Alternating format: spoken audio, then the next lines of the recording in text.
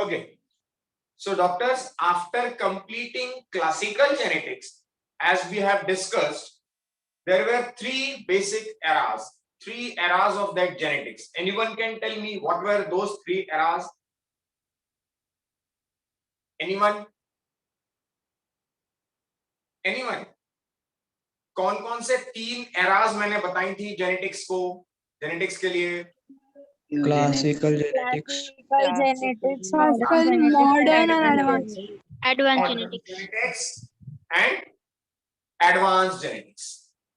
यानी classical part अपना थोड़ा बहुत हुआ ना, क्लासिकल पार्ट पूरा हुआ जिसमें मैंने आपको मेंडल के लॉस, पहले टर्मिनोलॉजी, देन मेंडल के laws, then monohybrid dihybrid cross, then उनके ratios, then second law, then सारे इफेंट बट पी प्लांट के कैरेक्टर्स, ये सब मैंने बताया।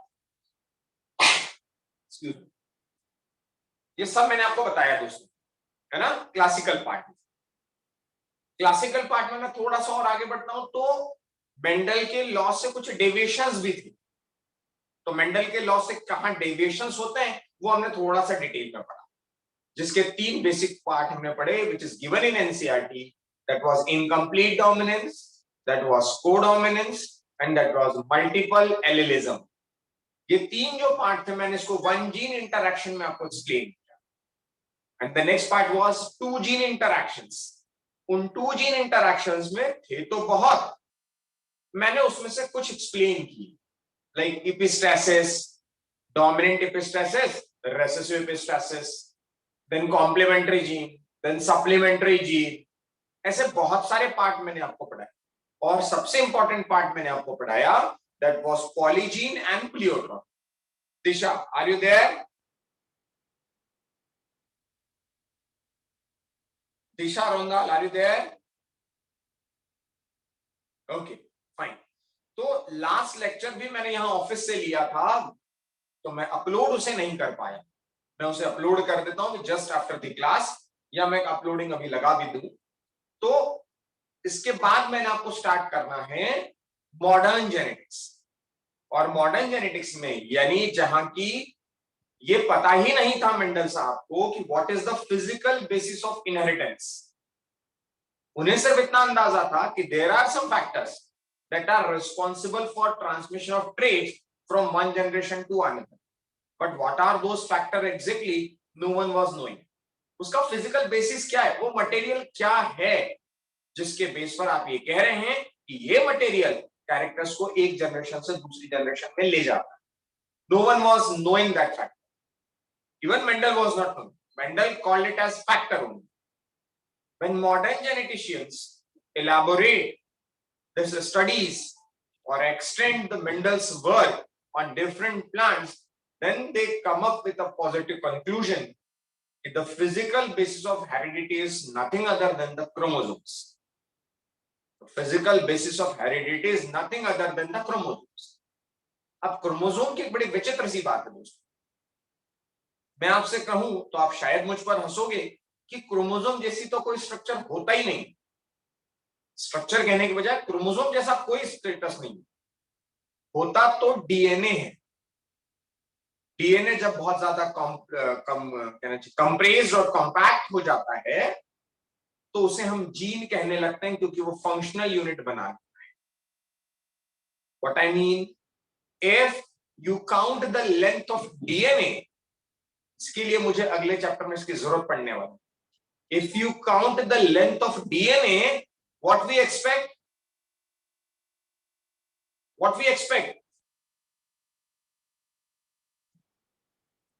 how lengthy it is, anyone, how lengthy it is? Yeah, it can be 4 rounds of earth to moon, we can have 6 rounds. इतना लंबा thread कैसे कॉम्पैक्ट हुआ होगा? Hardly in the few nanometers nucleus. वो सेल जो naked eye से आप देख नहीं पाते, उसका न्यूक्लियस, और उसके अंदर ये मटेरियल पड़ा हुआ है, having the length 6 rounds between 2 planets. So practically इतना ज्यादा कॉम्प्लिकेटेड थ्रेड को कॉम्पैक्ट किया जाता है, तो वो फंक्शनल कैसे? तो उसके कुछ पार्ट फंक्शनल रह जाते हैं और कुछ नॉन फंक्शनल। जो फंक्शनल हो जाते हैं उसे आप जीन कह देते हैं, जो नॉन फंक्शनल रह जाते हैं उसकी जरूरत अभी अपने को पड़ेगी बायोटेक्नोलॉजी। तो मैं तो बात कर रहा हूं जो फंक्शनल पार्ट है उसका, है ना। उसके फंक्शनल पार्ट को मैंने कह दिया जीन। वो और ज्यादा कॉम्प्लिकेटेड कंप्रेस्ड होने लगते हैं क्योंकि अकोमोडेट होना है। तो ऐसा बहुत सारा जीन्स जब एसोसिएट होता है क्रॉसिंग ओवर के समय या सेल डिवीजन के समय, तो ये एक बॉडी की तरह दिखने लगता है, which is colourful body. And that colourful body is nothing other than chromosome. Chroma means colourful, soma means thread या बॉडी। कलरफुल थ्रेड और कलरफुल बॉडी वो विजिबल क्यों होती है? क्योंकि जब सेल साइकिल में एंटर करती है तो पहले डीएनए को रेप्लिकेट करती है। DNA becomes doubles, not the chromosomes. DNA becomes double, DNA concentration become doubles. जब डीएनए का कॉन्सेंट्रेशन डबल हो जाता है, आप सोच रहे हैं पहले वो केवल पतला थ्रेड था, जब उसका concentration it becomes double, it seems, it appears like a colourful body. That colourful body is nothing other than chromosome. उसको आप अनरैप करोगे तो you will find nothing other than jeans.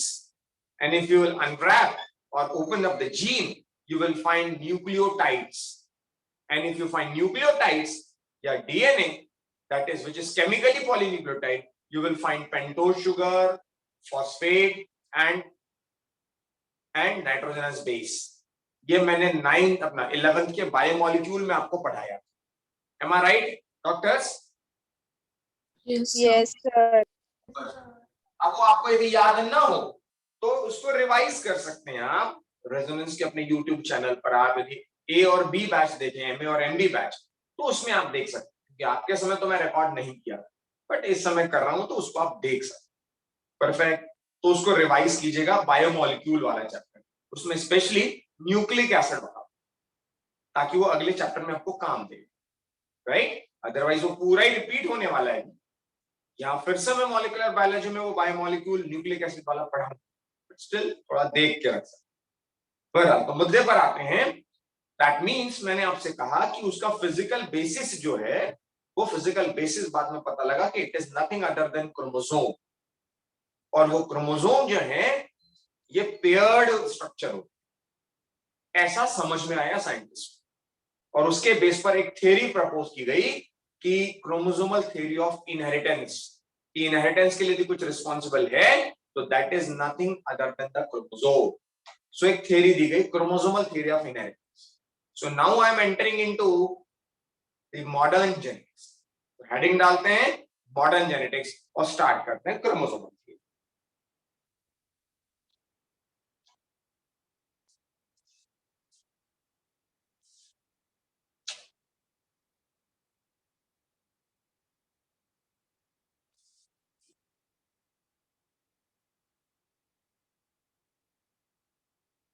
I hope visibility is clear. Yes, sir. Yes, sir. Yes, sir. मुझे बच्चों आपसे बातें करनी पड़ेंगी, मेरा सबसे बार बार रिक्वेस्ट है, नहीं तो मैं वापस रिमूव करना स्टार्ट कर दूंगा। यदि आप लोग कम्युनिकेट मुझसे नहीं करोगे तो you will one by one remove, क्योंकि मैंने अब पनिशमेंट का दूसरा तरीका निकाला। I will ask, I will keep on asking some questions based on previous topics. Previous topics पर बेस्ड मैं कुछ क्वेश्चंस रोज पूछता जाऊंगा, जो आंसर नहीं दे पाया उसको रिमूव कर दूंगा। तो सबसे बढ़िया पनिशमेंट होगी, जरूरत ही नहीं पड़ेगी, वेटिंग रूम में बैठेगा, वीडियो देखता रहेगा, हमें कोई समस्या है ना, इंटरेक्शन नहीं करना है। मैं मॉडर्न जेनेटिक्स की बात करूं तो मॉडर्न जेनेटिक्स में मुझे बताना है उसका क्या, physical basis of inheritance. Physical basis of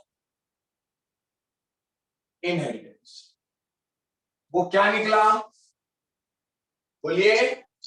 Chromosomes and genes. Chromosomes and genes. The physical basis of inheritance is what? Chromosome. अब उस क्रोमोसोम को समझने के लिए, chroma means colourful, chroma means colourful और जोमा मतलब बॉडी। तो कलरफुल बॉडी और कलरफुल थ्रेड, इसको अपन ने कह दिया क्रोमासोम। अग्री? चलिए इसके बाद बात करते हैं कलरफुल बॉडी जो है, कलरफुल बॉडी जिसे कि आप क्रोमोसोम कह रहे हैं, ये अल्टीमेटली किसका बना हुआ है? ये तो नेक्स्ट यूनिट का, नेक्स्ट चैप्टर का टॉपिक हो गया स्टडी के लिए। हमें तो अभी ये पढ़ना है कि वो क्रोमोसोम के बेसिस पर क्या बताएगा। Chromosomal theories,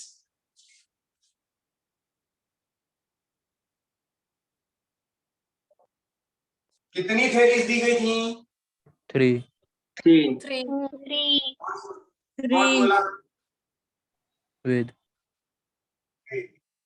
theory of Inheritance. Inheritance. Theory of Sex Determination. determination. And theory of linkage. And theory of Linkage. Student अब नोट भी करते चलो। Theory of inheritance, theory of sex determination, theory of linkage. Theory of inheritance की यदि मैं बात करूं तो ये किसने दी थी?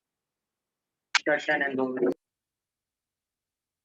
सटन एंड बॉवेरी थे कि Bateson and Punnett? Certain. Sutton and Boveri थे ना? श्योर? हाँ सर, हाँ सर। श्योर लॉक कर दो। Sutton and Boveri. इसके फादर कौन बताए थे? Bateson. Bateson. Bateson.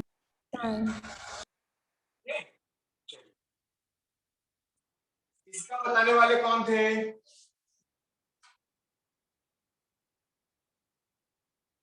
T.H. Morgan. चलिए वन बाय वन थ्योरी समझते हैं बच्चों। थ्योरी ऑफ इनहेरिटेंस कुछ बहुत बहुत कॉम्प्लिकेटेड कुछ भी नहीं था। थ्योरी ऑफ इनहेरिटेंस कहती है कि बताएगा कोई कि मैं लिखूं? Physical basis of inheritance is chromosome. बहुत बढ़िया। Is a physical basis of inheritance. ठीक, एक और बताइए। Genes Genes are are present on the chromosome in linear way. Chromosomes are found in pairs. Genes are present in linear sequence on Chromosomes. perfect. और कुछ था? Genes also segregate as the way the The time. chromosomes segregate during meiosis. Genes also segregate during meiosis as chromosomes. और कुछ है? और कुछ है? देखिए, जो न्यू स्टूडेंट्स है बच्चों, ये समझिए नताशा मैडम, मैंने कुछ नया नहीं बताया, मैंने कुछ भी अलग एक्स्ट्रा नहीं बताया, मैंने सिर्फ इतना बताना चाहा। Omkar, Natasha, Shaunak, आदिदेव, Yes, sir. तन्वी, तन्वी, वैभव, वैभव, Yes, आदिदेव, sir. वैभव, दो वैभव है, Yes, sir. Vaibhav Katkade. There are two वैभव्स, Vaibhav Katkade, आदिदेव।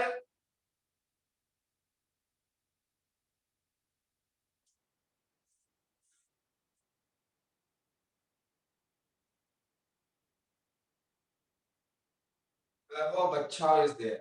Okay, चलिए।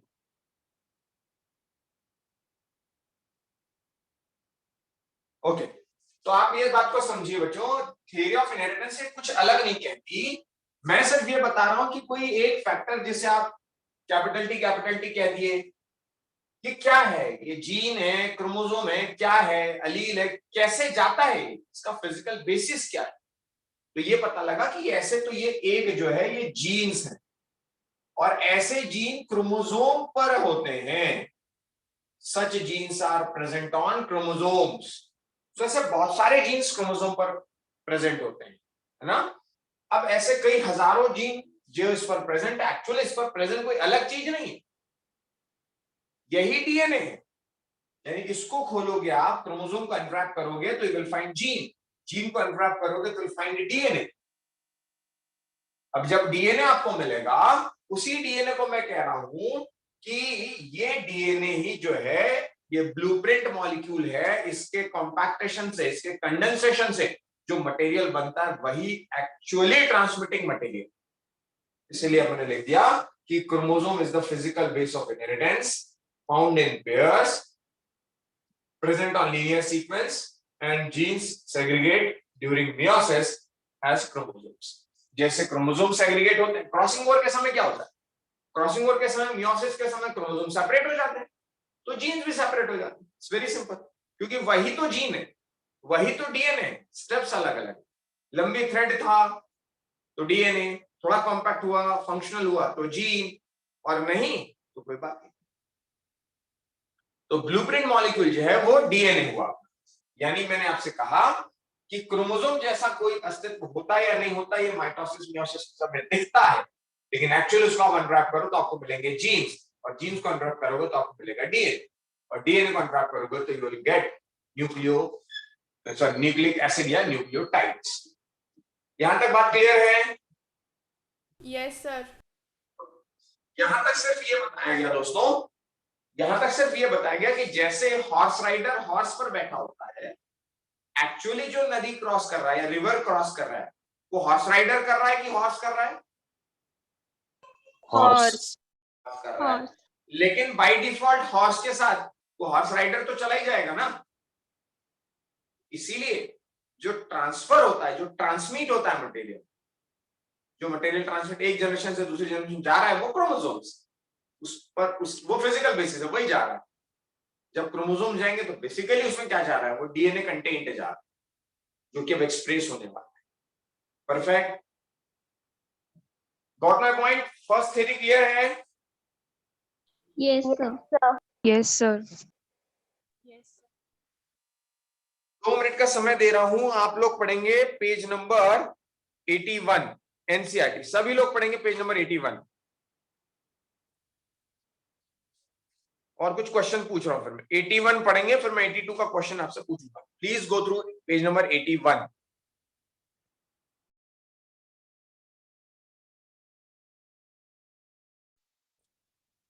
You read it?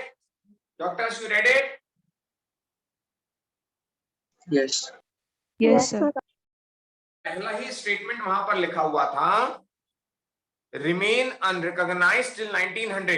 1865 से लेकर मेंडल के वर्क जो है 1900 तक वो अनरिकॉग्नाइज्ड है। और ये स्टेटमेंट मैं आपको पहले ही बता चुका हूं क्वेश्चन कि क्यों वो लेट हुआ या क्यों he was remain unrecognised. Am I right? We have already written that why Mendel recognized too late. Is it? Yes, yes sir. Yes, sir. So there were 3 reasons given in your NCERT that I wanted कि आप उसे पढ़ें, और आपने उसे पढ़ा। 3 main reasons of late recognition of Mendel's work. पहला ये था कि कम्युनिकेशन बहुत उस समय इजी नहीं था, और उन्होंने जिस जर्नल में निकाला वो लेस सर्कुलेटिंग जर्नल। दूसरा इन्होंने दिया है कि concept of gene could not be Mendel says the stable and discrete unit, ये लोगों के लिए एक्सेप्टेबल नहीं था। और तीसरा आई थिंक मैथमेटिक्स वाला जो अप्रोच था वो लोग उस समय तक समझ नहीं पाए। तो भैया मैंने जितने भी रीजंस लिखाए नीट के पर्पस से, नीट के पर्सपेक्टिव से, आपको एनसीईआरटी के स्टेटमेंट को एज इट इज दिमाग में, पहले प्रायोरिटी आप इसको देंगे, उसके बाद अपने ज्ञान को जितना अपन ने पढ़ा है वो पहला एनसीईआरटी स्टेटमेंट। ओके, उसके बाद जो मैंने पैराग्राफ पढ़ने के लिए आपसे कहा, in 1900 3 scientist, de Vries, Correns and von Tschermak, इन तीनों ने मिलकर इंडिपेंडेंट काम किया कि टुगेदर काम किया? Independent. Independent. 16 में 2-3 अच्छे बच्चों ने गलत कर दिया था नीट में, लेकिन मतलब ध्यान नहीं दिया इंडिपेंडेंटली वर्क को, ध्यान नहीं दिया कि इंडिपेंडेंटली था कि जॉइंट वर्क, और इसी पर सवाल आ गया। तो स्टेटमेंट बेस्ड क्वेश्चंस आते हैं, तो थोड़ा सा be sure. Okay, they independently rediscovered Mendel's result, और उन्होंने उसको एक फिजिकल बेसिस के तौर पर सामने रखा कि वो क्रोमोसोम है। थ्योरी उन्होंने नहीं दी, Walter Sutton and Boveri, Sutton and Boveri जो है इन्होंने थ्योरी प्रपोज की, बेटसन साहब ने ये देखा, ये बताया, और फिर दोनों का नॉलेज यूनाइटेड किया। उसमें टीएच मॉर्गन साहब ने भी अपना लिंकेज का कंसेप्ट बताया, परफेक्ट। और फिर एक ऐसी फॉर्मुलेटेड बनी, Walter and Sutton, Theodor Boveri noted that the behavior of chromosome was parallel to the behavior of genes and used chromosomal movement to explain Mendel's law. Mendel के law को बताने के लिए सटन एंड बोवेरी साहब ने उसको बताया कि ये फिजिकल बेसिस है और ये वैसा ही बिहेव करता है जैसा कि जीन्स का।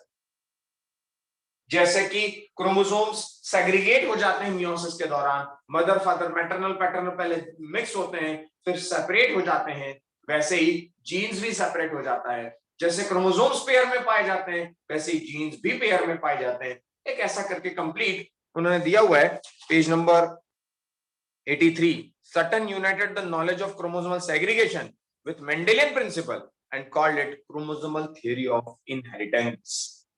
Agree? Agree दोस्तों? Yes, sir. पेज नंबर 81 पे मेरे बताने लायक कुछ नहीं था, आपको बहुत पढ़ना पड़ेगा। Why Mendel recognized late and how the chromosomal basis of inheritance और chromosomal theory of inheritance came into existence, ये आपको पता। लेकिन वहां पर भी दो क्वेश्चन मार्क लगा दिए कि आप जो कह रहे हैं, बात को बहुत ध्यान से समझिएगा, कि आप जो कह रहे हैं कि जीन्स वैसे ही बिहेव करता है क्रोमोसोम, जैसे वो पेयर में है ये भी पेयर में, जैसे जीन्स पेयर में है ये भी पेयर में है, और जैसा जीन बिहेव करता है वैसे ही क्रोमोसोम बिहेव करता है, तो फिर जीन और क्रोमोसोम के बीच में कंपैरिजन कर लिया जाए। और ये समझ में आना थोड़ा सा टफ काम है, बट स्टिल एक बार हो चुका है तो आई होप दूसरी बार भी आप समझें।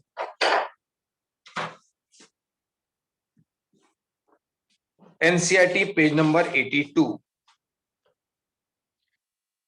एनसीईआरटी पेज नंबर 82 पर बच्चों दो कॉलम दिए गए। Can you see the comparison between the behavior of chromosome and genes? Everyone has that NCERT? Yes, sir. Yes, sir. Or Yes, I think what I should do, sharing the image.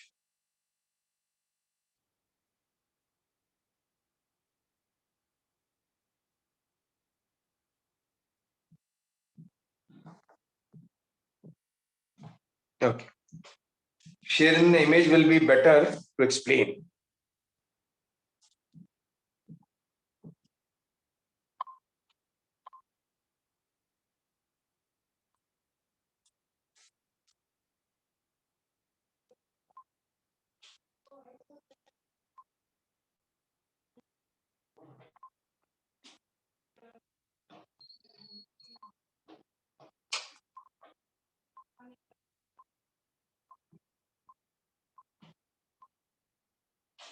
Okay, can you see the screen?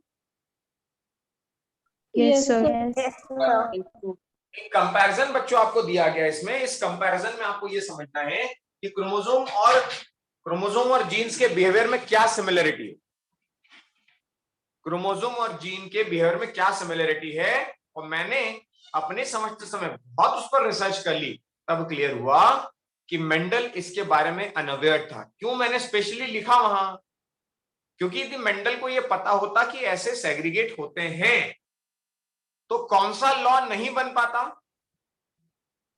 independent उसको पता ही नहीं था ना। और इसी independent assortment के base पर तो मैंने जीन और क्रोमोसोम को एक्चुअली सेग्रीगेट किया। मतलब आई वाज कंफ्यूज, मैंने पहले ए को जीन लिखा, उसको क्रोमोसोम लिखा, फिर इसको क्रोमोसोम लिखा, उसको जीन लिखा, finally I concluded it is gene. अब वो बताता हूं ऐसा क्यों। Try to understand the behaviour of chromosome and genes. और फिर भी कह रहा हूं these two are not different structural aspect, यदि मैं कहूं तो बस उनके कंडेंसेशन का फर्क है। यानी यदि आप जीन को ट्राई टू अंडरस्टैंड, यदि आप जीन को किसी अपने क्या कहते हैं उसे, माला को क्या कहते हैं, माळ, मराठी में माळ पता है, माळ? Yes, sir. Yes, sir. अंग्रेजी में क्या वर्ड होता है यार उसके लिए? Chain. necklace, Garland. हाँ, Garment. Garland. Garland. गार्लैंड में नहीं, गार्लैंड है लेकिन गार्लैंड बीड लाइक स्ट्रक्चर होता है क्या? ठीक है, माला समझो आप, तो एक ऐसी माला की मैं बात कर रहा हूं बच्चों जिसमें एक एक मोती का दाना लगा हुआ है। वो जो मोती का, अरे सीधे सीधे मंगलसूत्र समझिए ना, काहे इतने दूर जा रहे हैं। मैं एक ऐसे मंगलसूत्र की बात कर रहा हूं बच्चों जिसमें मंगल और सूत्र, सूत्र मतलब होता है धागा, सूत्र मतलब होता है धागा, है ना? इसलिए हिंदी में क्रोमोसोम को क्या कहते हैं पता है किसी को?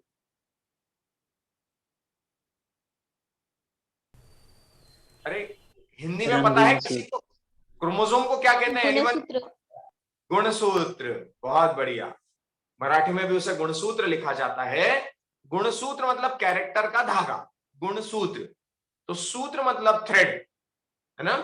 अब यहां पर सवाल ये उठता है कि मैंने क्यों ये आपको बताया, क्योंकि यदि मैं आपसे कहूं किसी मंगलसूत्र की बात, तो वो धागा जिसमें वो ब्लैक कलर के दाने पिरोए गए हैं, वो एक एक दाना जीन है, वो एक एक दाना जीन है।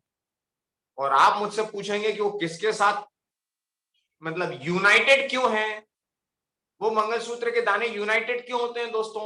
एनीवन? धागे की वजह से. धागे की वजह से। और यदि मैं आपसे कहूं तो वही धागा क्रोमोसोम है, लेकिन उसके ऊपर के वो मोती के दाने, that bead like structure, that are nothing other than genes. अब मैं आपसे कहूं कि मंगलसूत्र धागे का बना है या मोती का बना है, बातें तो दोनों ही सही है। Am I right, Priya madam? हाँ सर. मतलब वो धागा भी, मैं कहूं कि धागे से माला बनी है या मोतियों से माला बनी, माला तो बनी हुई है। उस कंप्लीट मटेरियल को मैंने कह दिया व्हाट, दैट इज क्रोमोसोम, जिस पर वो ब्लैक कलर के मोती, मतलब वो क्या हो गए उसके बीड लाइक स्ट्रक्चर। अब देखते हैं पॉइंट नंबर 1, कौन सा आपको थोड़ा डाउट लगता है नताशा मुझे बताइएगा। मैं आपसे स्टेटमेंट पहले क्लियर कर दिया कि genes are like beads and chromosome is like the thread.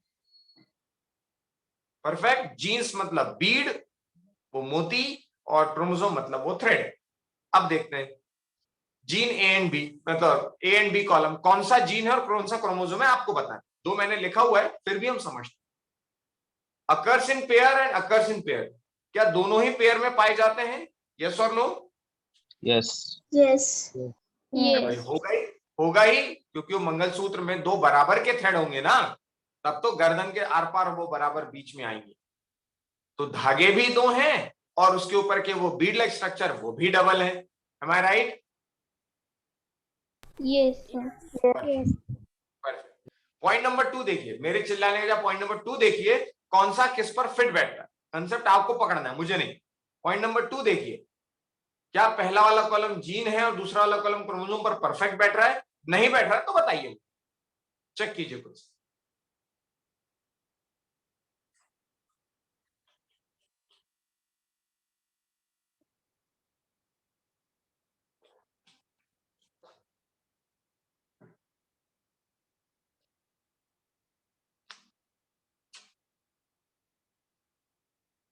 Sneha, Lokesha, can you tell me कि ये डिफरेंशिएट हो पा रहा है क्या, कि ये भी एक ही बात, दोनों तरफ एक ही बातें लिखी हैं? सेम ही लिखा है. It is absolutely same. Segregate at the time of gamete, and that only one of each pair is transmitted. Segregate at the time of gamete and only one of each pair is transmitted. मतलब gamete जब जाएगा तो ए या B, इस पर भी आप differentiate नहीं कर सकते कि वो जीन है कि, लेकिन तीसरे में कर सकते। तीसरे में लिख रहा है independent pair segregate independently of each other. Independent pair segregate independently of each other, जबकि क्रॉसओवर में ऐसा नहीं होता। क्रॉसओवर में ऐसा नहीं होता, इसलिए ए क्रोमोसोम को तो नहीं बता सकता क्योंकि क्रॉसओवर क्रोमोसोम्स के बीच होता है। जीन्स को लेकर होता है, लेकिन होता किसके बीच में? क्रोमोसोम्स को लेकर। जबकि दूसरा स्टेटमेंट क्या कहता है? One pair segregates independently of another pair. बिल्कुल ठीक है। 7th नंबर के क्रोमोसोम को 8th नंबर के क्रोमोसोम से क्या ही लेना देना? क्रॉसिंग ओवर में जब क्रॉसओवर होता है तो 7th और 8th के बीच होता है कि 7th और 7th के बीच होता है? 7, 8. 7 7 तो 7 7 और 7। स्वामी क्या ही कर रहा है तू यार? 7 और 8 के बीच से क्या ही करवाएगा स्वामी? Yes sir.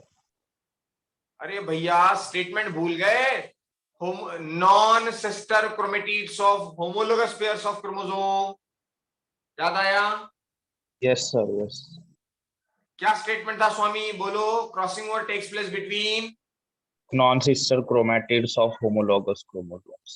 और होमोलोगस मतलब दो अलग अलग नंबर की एक नंबर। एक नंबर। ओके, मतलब 7th नंबर तो 7 थी, 8th नंबर तो 8, 10th नंबर तो 10th, whatever it is. Understood? Yes sir. अब यहां पर मैंने कहा independent pair segregate independently of each other. भाई एक जीन का पेयर है, वो दूसरे जीन के साथ इंडिपेंडेंटली जाएगा, लेकिन क्रोमोसोम के साथ ऐसा नहीं है ना। क्रोमोसोम तो क्या करता है? क्रॉसओवर कर लेता है ना, और जब वो क्रॉसओवर करेगा तो इंडिपेंडेंट कैसे जाएगा? अग्री और not?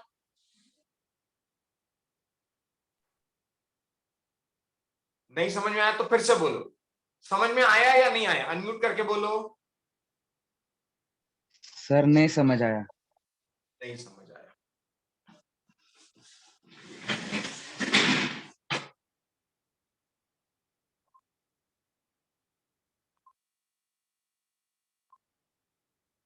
Now board is visible, Ayush?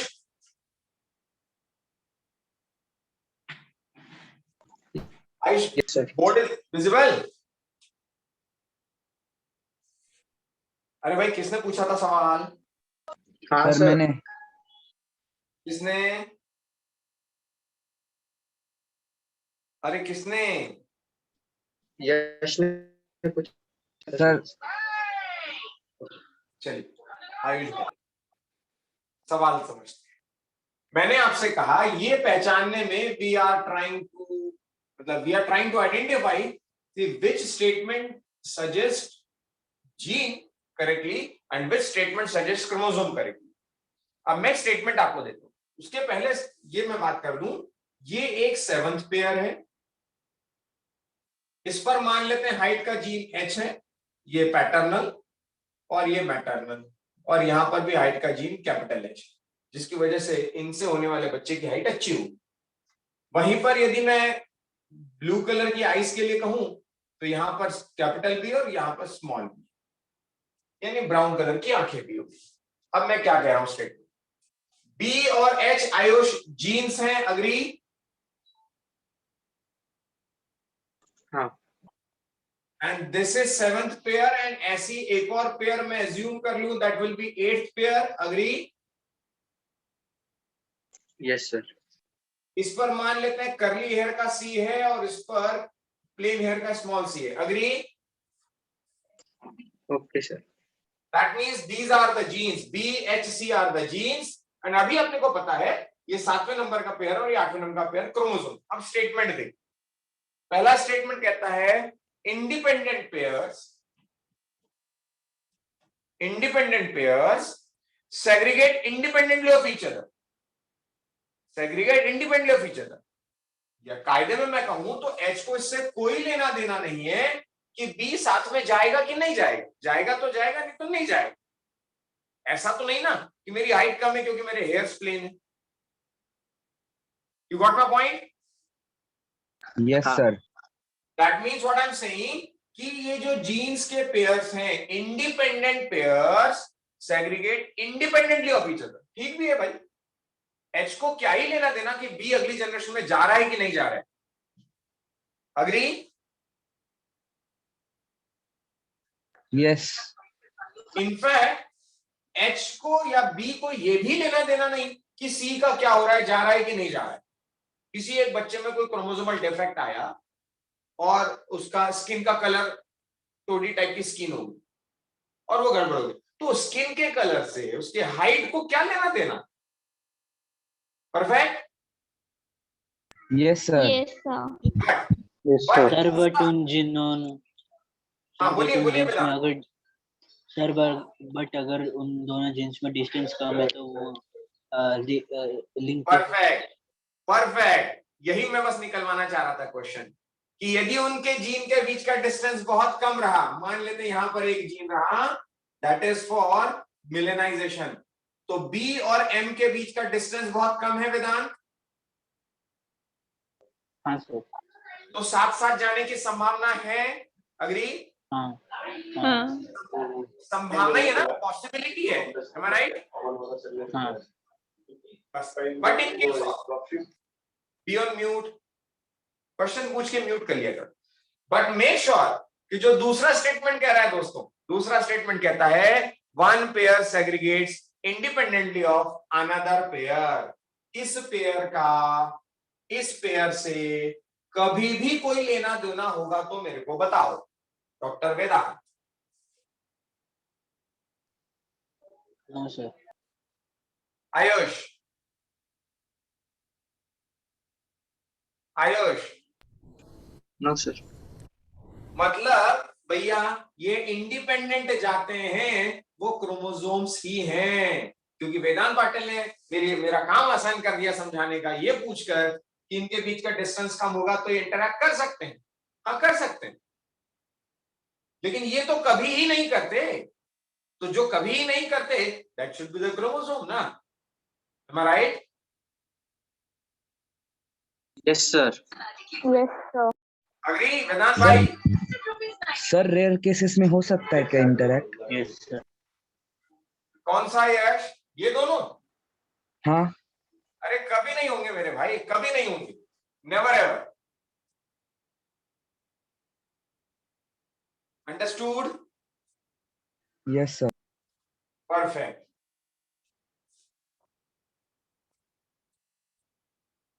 चलिए तो मुद्दे पर आते हैं, पहला पार्ट हो गया, पहला कॉलम हो गया दोस्तों, that is gene, another was chromosome, agree?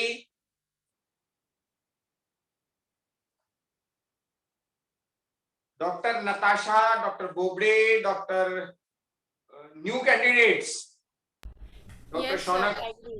Understood? Yes. Perfect. Yes sir. तो पेज नंबर 82 पर मुझे इससे ज्यादा कुछ नहीं बताना है, बट एक स्टेटमेंट हाईलाइट करना है।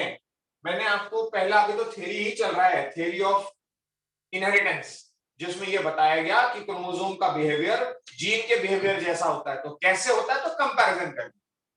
सो आपके नोट्स में मुझे लिखा दिख जाना चाहिए ये पूरा कॉलम, जीन्स और क्रोमोसोम के बीच का comparison.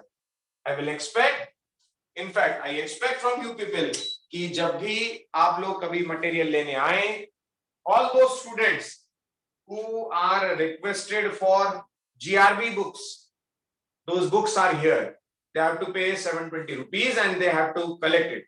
So whenever they will come to collect that books, please do come with your notes and meet me so that I'll check your NCERT notes also, right?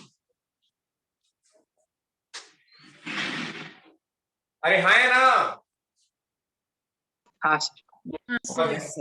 Perfect perfect, यानी अब मैंने आपको पहला part clear कर दिया, that is theory of inheritance. कुछ नया कुछ भी नहीं था, क्वेश्चन तो इतना कॉम्प्लिकेटेड आता ही नहीं है, क्वेश्चन तो थ्योरी ऑफ इनहेरिटेंस किसने दिया, उसके बेसिक पॉइंट्स क्या, दैट्स इट।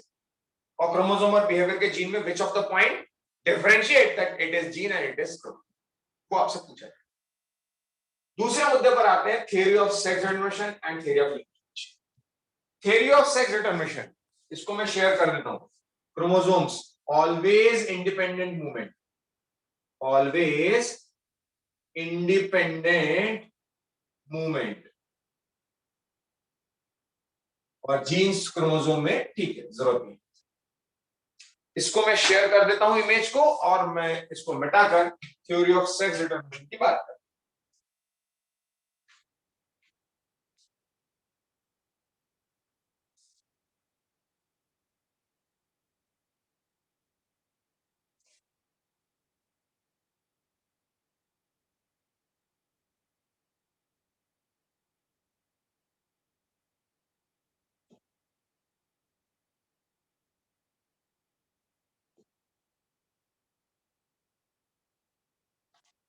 चलिए, theory of sex determination.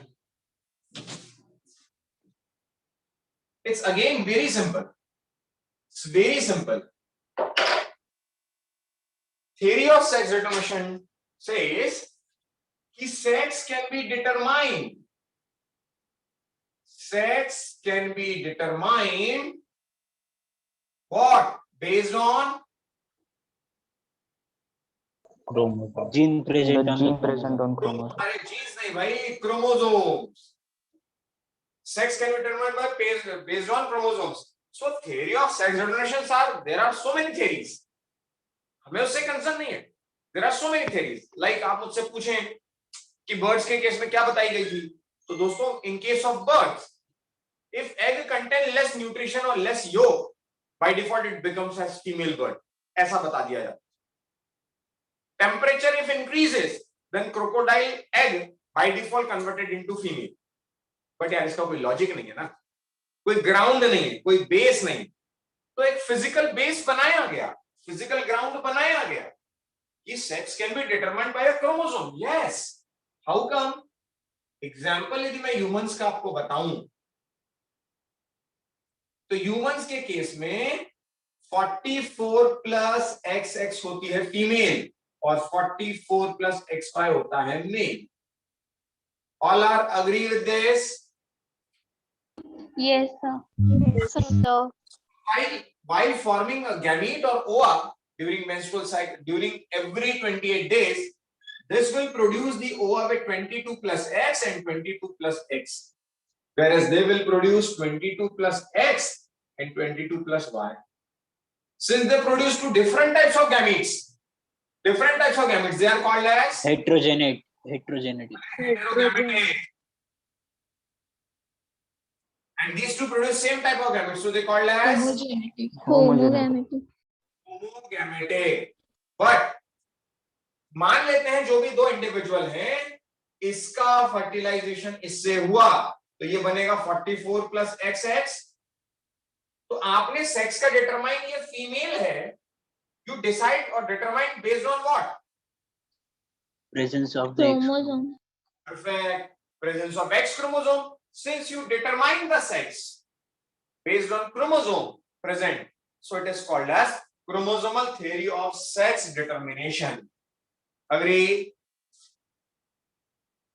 Yes. Agree? Yes. Everyone? Dr. Das? Yes, sir. Yes, sir. Yes, sir.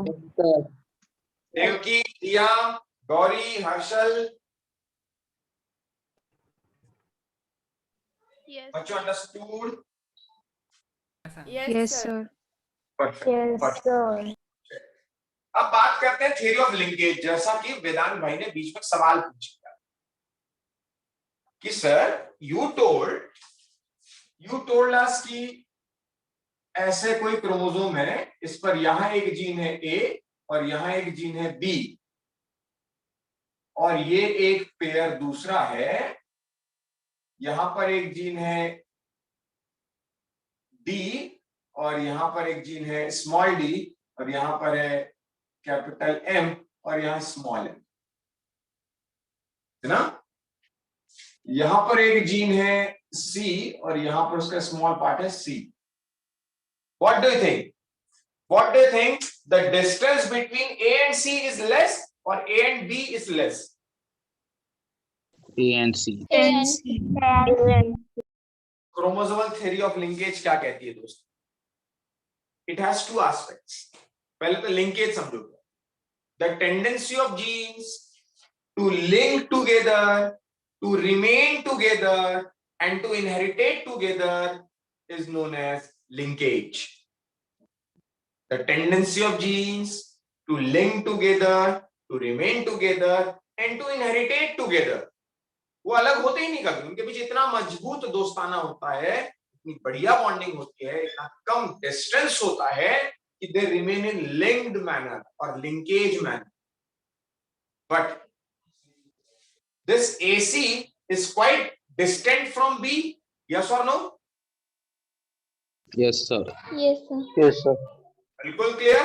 since it is distantly located from A and C, B will move independent to A and C. तुम्हें जिधर जाना है जाओ, मैं अलग जाऊंगा भाई. लेकिन ऐसा A और C नहीं कह सकते. क्यों नहीं कह सकते? ऐसे समझ.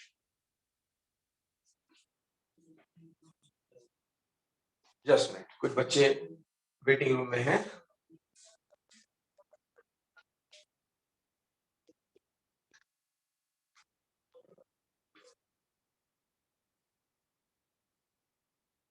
चलिए सुनते हैं, समझते हैं. Doctor Aditi Das, you resume.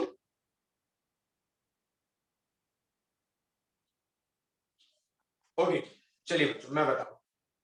मैंने आपसे कहा A and C is not bounded by any means to go with B, but A and C themselves may be bound in such a manner that wherever in whatever the generation A moves, C has to be moved, or if C moves, A has to be moved. The reason is they are very closely related. इस बात से कोई मायने नहीं रखता कि आप किसकी शादी में जा रहे हो, Tanvi madam. It doesn't matter for me, Tanvi. Am I right? Tanvi, are you there? Yes, sir. Perfect. So Tanvi, ये बिल्कुल मैटर नहीं करता. It hardly matters for me. या मुझे बताइए, does it matter to me कि wherever Tanvi is moving to a marriage of her relative, I have to go? Tanvi, is it? No, sir. Because I am not your close relative, but your sister, your real sister or your real brother, if you are going there in the marriage, then she has to be go there. And we agree? Yes, sir.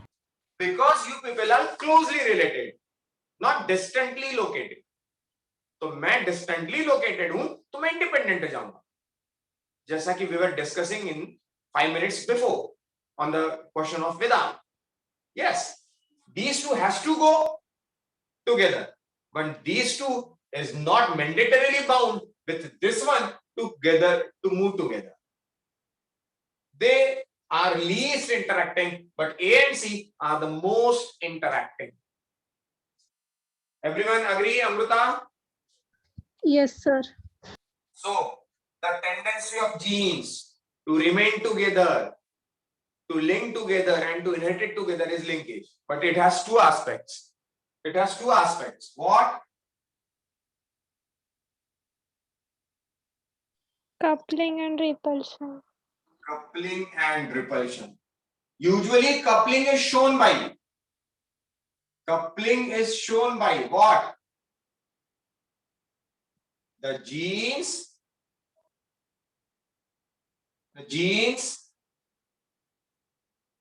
present close to each other or not distantly located. Not distantly located. Shown by the genes present close to each other. Yeah, like present close to each other or not distantly located. But repulsion, बोलिए क्या? Shown by genes present on different chromosomes. Present distantly or on other chromosomes. Or on other chromosomes. Understood? Yes, sir. Please note. फिर कुछ calculation based बात करूंगा मैं आपसे. Please note.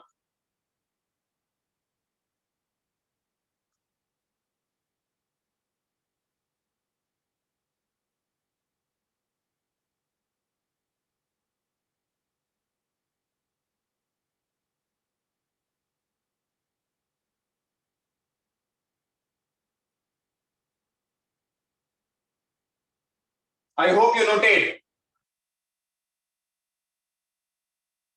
I hope you noted. Yes, sir.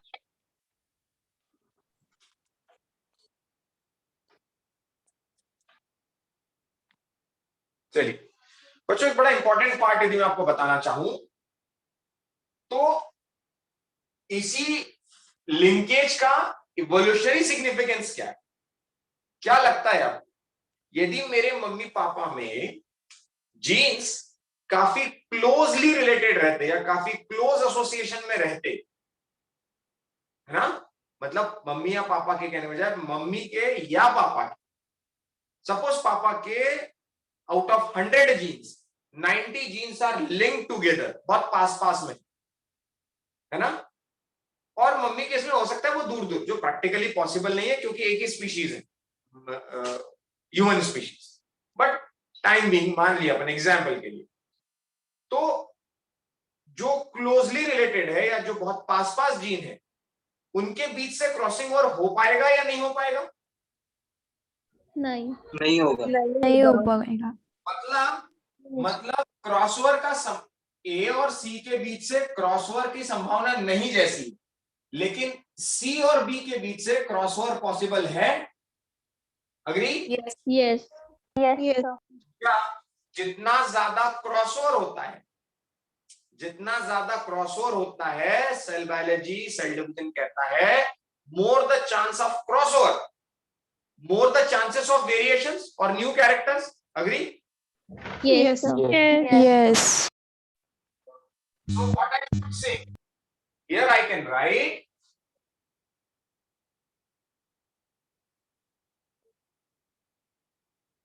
new characters या variations.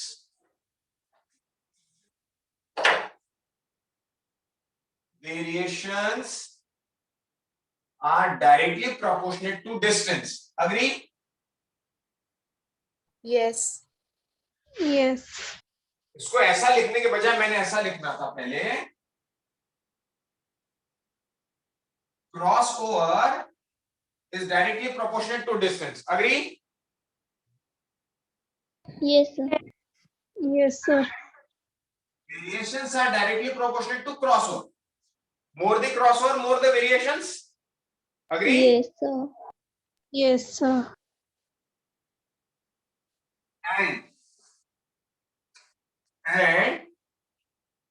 मैंने लिखना चाहिए frequency of recombination is directly proportionate to crossovers. Agree? भाई नए नए कॉम्बिनेशन तो तब बनेगा जब क्रॉसओवर ज्यादा होगा, right? Yes, sir. Yes, sir.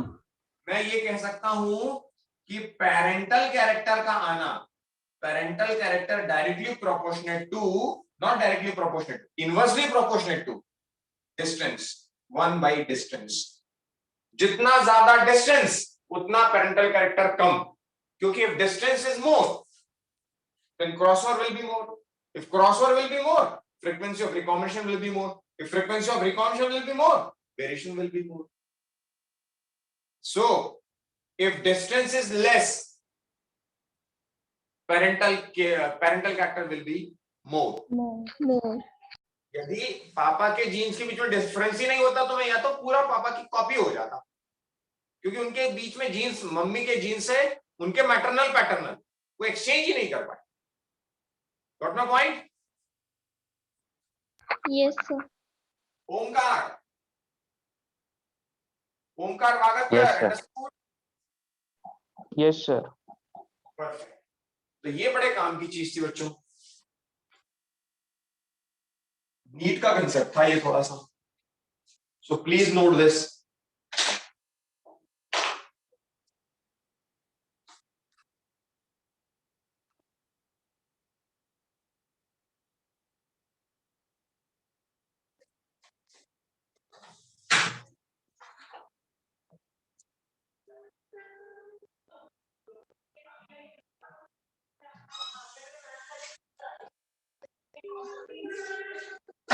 Doctors noted?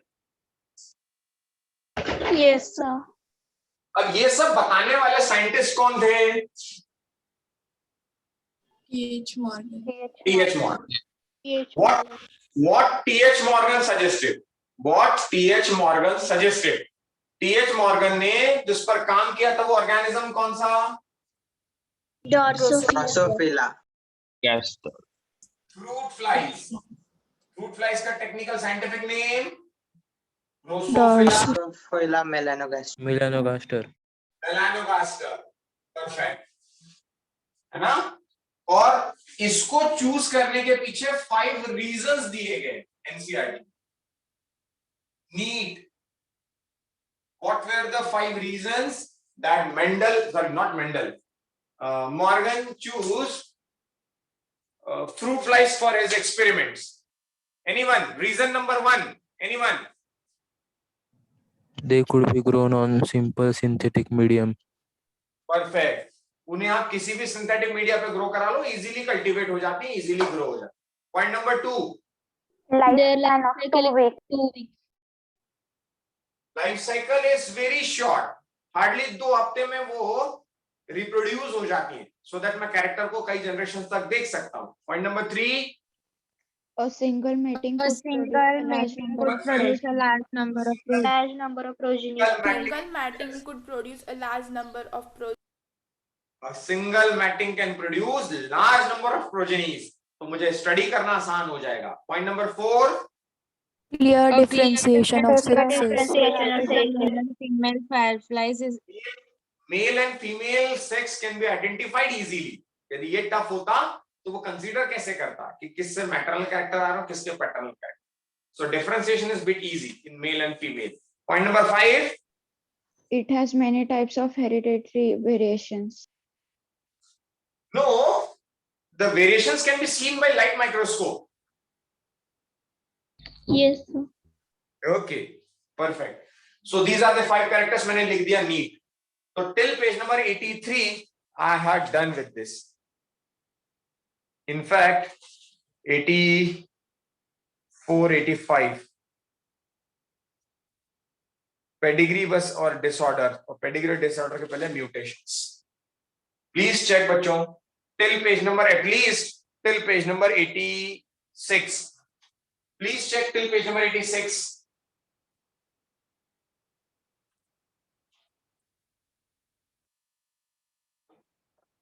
Perfect. So finally I am sharing this image and going to close the session, and I expect कि आप नेक्स्ट लेक्चर में सारा मुझसे revision doubt. Old students, have we discussed the DPP and module of the genetics और not? No, sir. No, sir. Very next class, except the questions of pedigree, we are going to, या pedigree भी पढ़ाऊं, time लग जाएगा उसमें actually. ठीक है. Next में मैं थोड़ा सा म्यूटेशनल पार्ट बताता हूं, और फिर बचे हुए टाइम में म्यूटेशनल पार्ट बताने में मुझे 15 से 20 मिनट, आधा घंटा लगेगा, and then will start discussion. Right? So very next class, don't miss. All of you should go through the complete module exercise, उसे लगा लीजिए, एंड उसका डिस्कशन होगा in the very next class. Agree? Yes. Yes, sir. Yes, sir. बच्चों आपसे interaction expected होगा. मैंने आज एक बैच कैंसिल कर दी बिकॉज ऑफ नो इंटरेक्शन. आपके भी तरफ से सवाल जवाब यदि नहीं आएंगे तो मैं बंद कर दूंगा. We have one more teacher, she will she is teaching perfectly, she is teaching nicely. सारी क्लासेस में उन्हें हैंडल कर दूंगा. मैं केवल वही क्लास कंटिन्यू करूंगा those who are interacting with me properly. Agreed? Yes, sir. Yes. Yes, sir. Yes, sir. Going to close the session. Right? All the best.